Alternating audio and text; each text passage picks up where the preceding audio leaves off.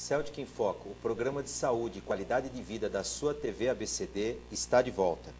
E hoje estamos conversando aqui, fazendo um bate-papo bem gostoso com o professor Robinson Brasil, que ele é professor de Educação Física e um baita especialista em doenças crônicas e principalmente hipertensão arterial. Professor Robinson, vamos fazer um ping-pong aqui com 3 perguntas que são bastante importantes. A pressão arterial muda de acordo com a idade da pessoa? Infelizmente muda. A idade é um dos fatores que a gente chama não modificáveis que influencia na pressão arterial. Pelo envelhecimento dos vasos, envelhecimentos, né? E o nosso coração vai sentindo essa pressão. Então, pode fazer o que você fizer, porque também você ainda vai ter essa carga da faixa etária, que é um fator que vai influenciar na sua pressão. Ok. No primeiro bloco você chegou a citar o estresse. O estresse influencia na pressão arterial? Porque muita gente fala que eu tive que procurar o pronto-socorro há um tempo atrás porque minha pressão estava alta, cheguei lá, não era nada, pensei que estava infartando, tendo alguma coisa. Isso influencia? O estresse é interessante, é um trabalho que seria um programa inteiro sobre o estresse. Mas o estresse e a pressão alta, eles estão ali muito perigosos. Se você é muito estressado e sua pressão é alta, por que acontece? O estresse é uma descarga de vários hormônios, sobe tudo, mexe tudo, inclusive a pressão. Se você já tem a pressão alta, com essa descarga do estresse, você pode ter um problema sério ali no seu serviço, que é o que acontece nas empresas. O cara está ali, de repente, ele tem um problema e tem que sair para o hospital.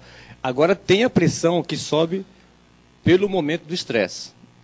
Ela sobe e depois ela volta ao normal. Então, não significa que você seja o hipertenso.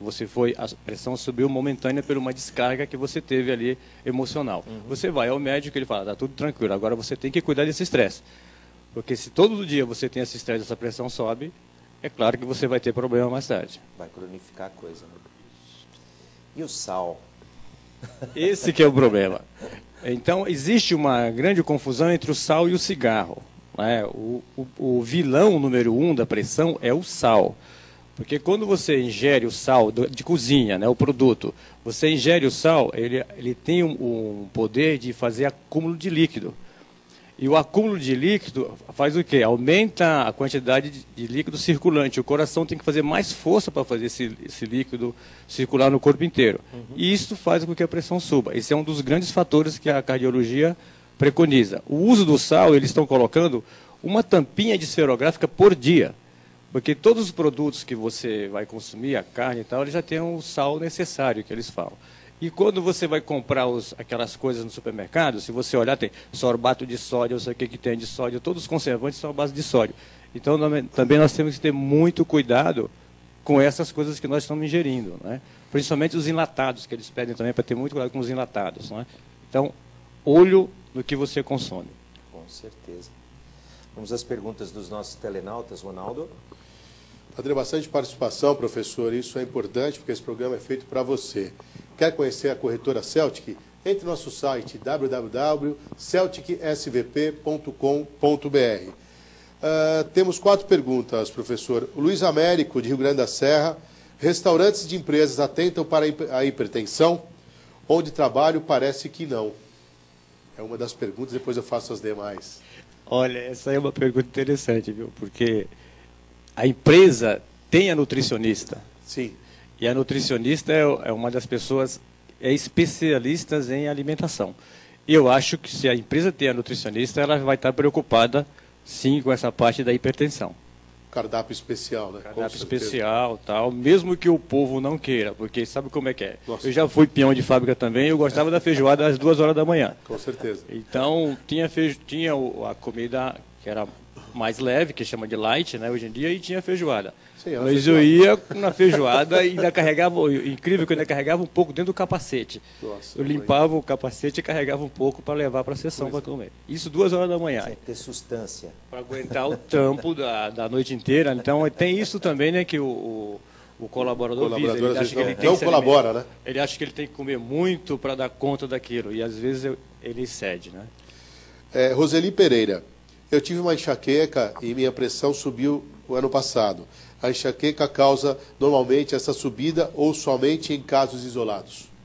Olha, Roseli, Essa resposta aí eu vou te falar uma coisa. Como eu não sou médico, eu gostaria que você passasse no seu médico para ele ver o porquê que você tem. Se é enxaqueca ou se é uma outra dor e por que ela sobe. Não é? Então, se você passar no seu cardiologista, ele vai te orientar direitinho e você vai ficar mais tranquilo do que se eu der uma resposta para você.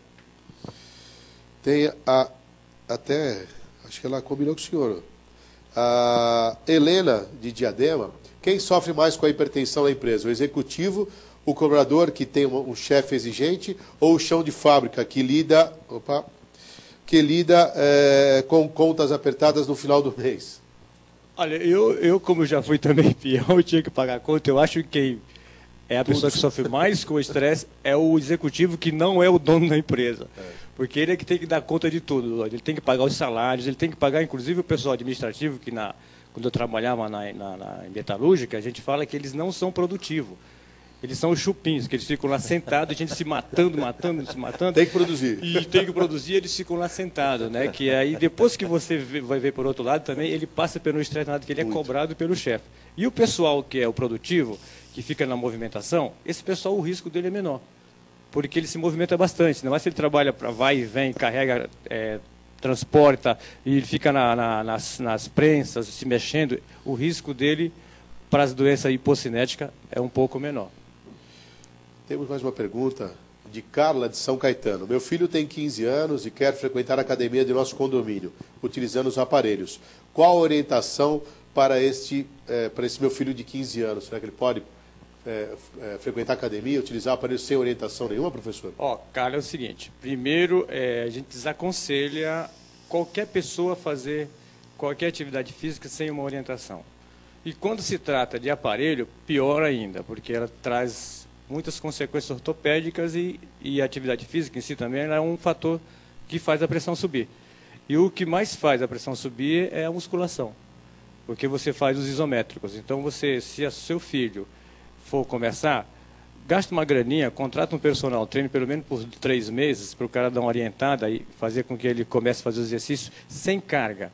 Usa as máquinas que você tira o pino e ela fica bem leve, ela fica lá com uma carga razoável, bem levezinha. E eles têm que começar a fazer o movimento só para descobrir o corpo.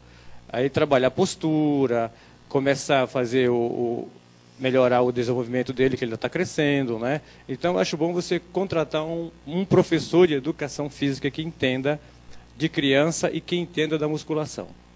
Bacana. Apesar de nós já ter respondido uma das perguntas que estão aqui aparecendo para nós, professor, o canal de Barueri comenta daquilo que nós falamos sobre o futebol de fim de semana e até menciona aqui que um dos colegas teve que ir para o hospital por um problema sério lá que passou na partida.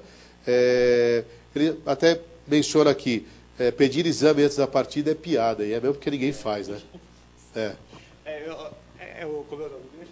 É o Carlão de Barueri. O Carlão, é o seguinte, então você vai o seguinte, quando você for fazer o seu churrasco lá para jogar, você fala para os caras, olha, vamos fazer todo mundo a pressão antes do jogo, é mais fácil. Você vê a pressão do pessoal lá. A enfermeira. Leva a enfermeira e deixa de lado, porque na hora que ele começar a cair, ela já sabe o que vai fazer. Já chama a ambulância e leva, então você contrata o pessoal aqui da Celtic com a ambulância deles lá para fazer a partida. Já resgata e pronto. Já faz o resgate imediato. Contrata o serviço completo, né? Fica mais seguro, porque ele vai fazer, ele toma umas antes do jogo, se esforça durante o jogo, depois ele vai fazer o churrasco, pode ser que de noite ele não acorde no outro dia. Né? Então é interessante essa colocação dele.